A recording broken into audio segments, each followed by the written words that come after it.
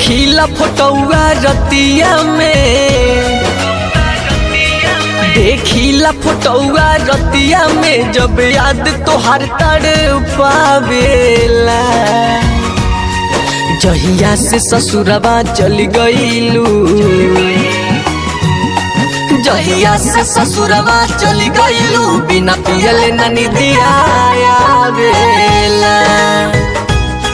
जहिया से ससुरबा चल गईलू, बिना पियले ना नींदिया आवेला।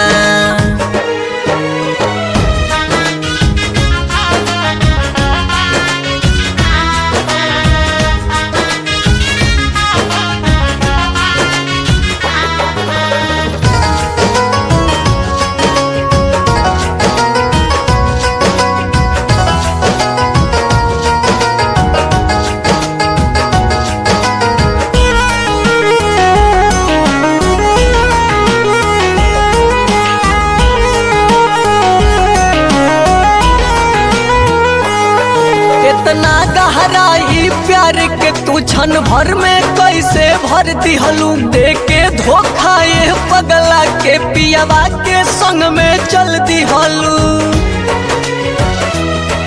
इतना गहराई प्यार के तू क्षण भर में कैसे भर दिहलू, देके धोखा ये पगला के पियावा के संग में चल दिहलू। सोचिला जब जब बतिया तो, सोचिला जब जब बतिया तो, दिलवा में आग लगावेला। जहिया से ससुरबा चल गईलू, जहिया से ससुरबा चल गईलू, बिना पियले ना नींदिया आवेला।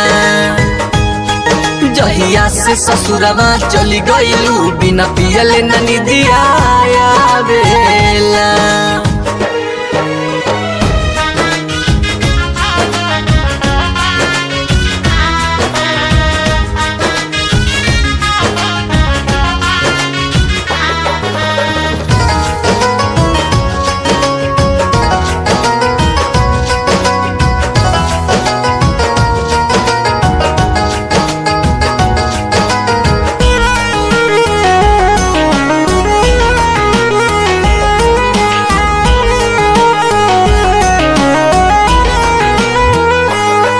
नहीं जननी जे रहेला दिलवा में, ऊ होला न कबहू नसीब में। विश्वास न रहे कि छोड़ देबू, साथ रह के तू इतना करीब में।